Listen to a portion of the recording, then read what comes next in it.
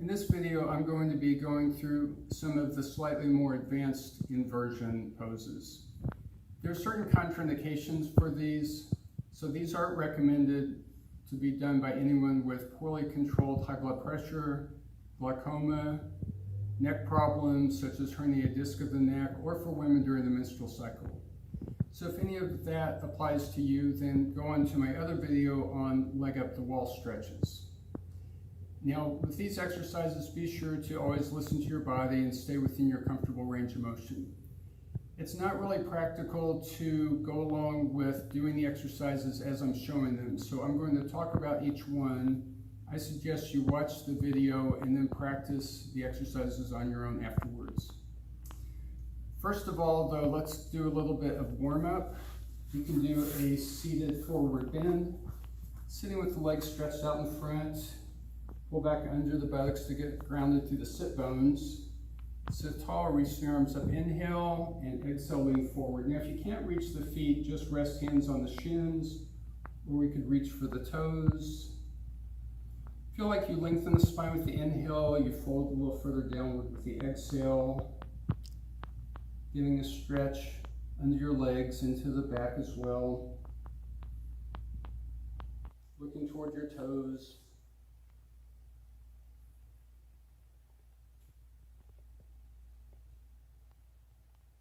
Hold here for up to a minute or up to 12 breaths. Inhale, lift up. Now we're going to scoot forward and moving into a easy bridge. Starting with the moving easy bridge first. Flatten the low back, inhale, roll up to the bridge, exhale, roll back down. And so getting a nice stretch of lengthening the spine as you roll down.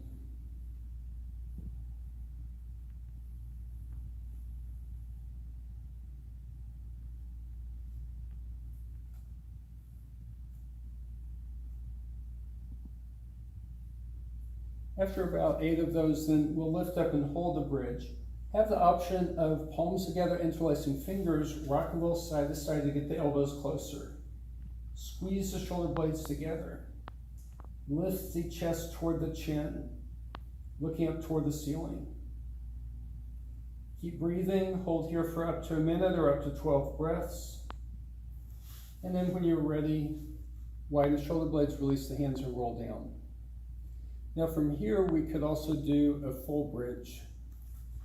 For the full bridge, hands alongside the ears, palms flat, fingers point to the heels. First, lift the hips, press through the feet and hands to rest lightly on the head.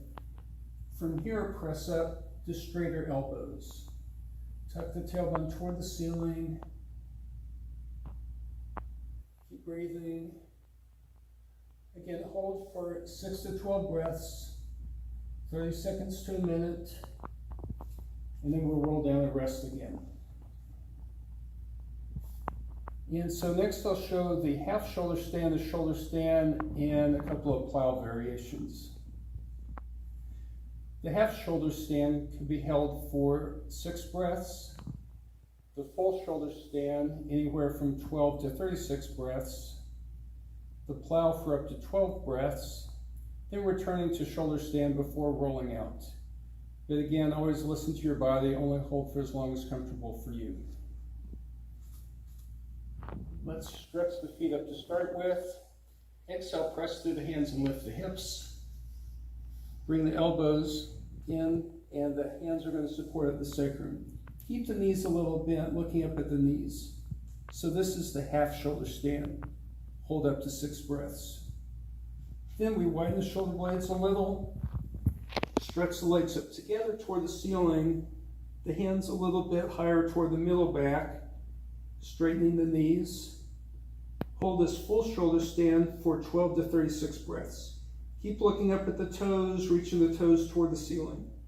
When you're ready to go into plow, lower the feet overhead.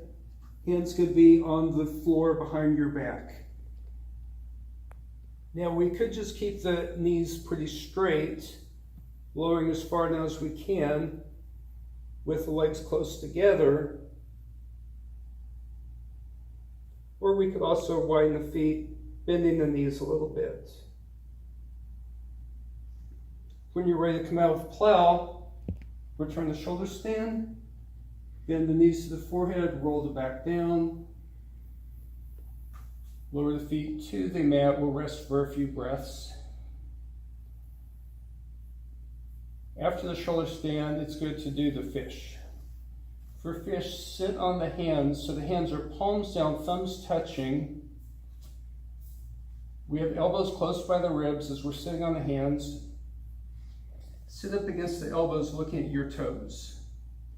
Swallow if you need to. Rock the top of the pelvis forward, lift the chest up. Now glide the head straight back and then release the head back. Lean back till the top of the head lightly rests on the floor. Keep shoulders away from the ears. The upper body weight's divided between the two elbows and the head. Hold here up to 12 breaths or a minute. Then we lift the head coming out. Release the hands, roll the head side to side to relax the neck. And then we'll counter stretch by hugging the knees in toward the abdomen, opposite of lifting forehead toward the knees, opposite of rolling well side to side.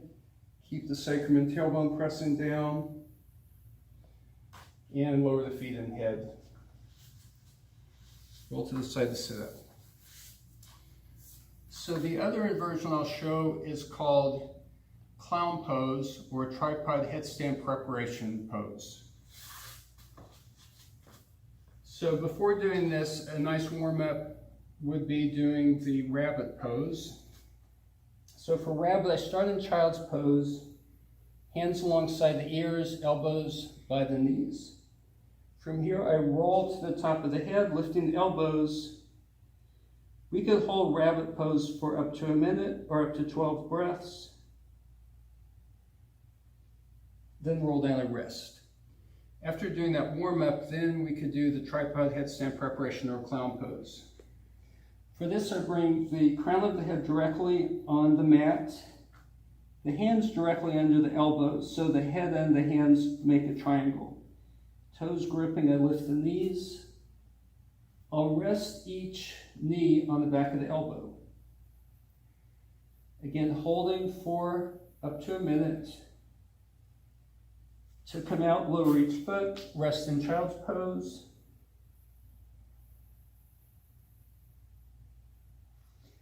And then sit up.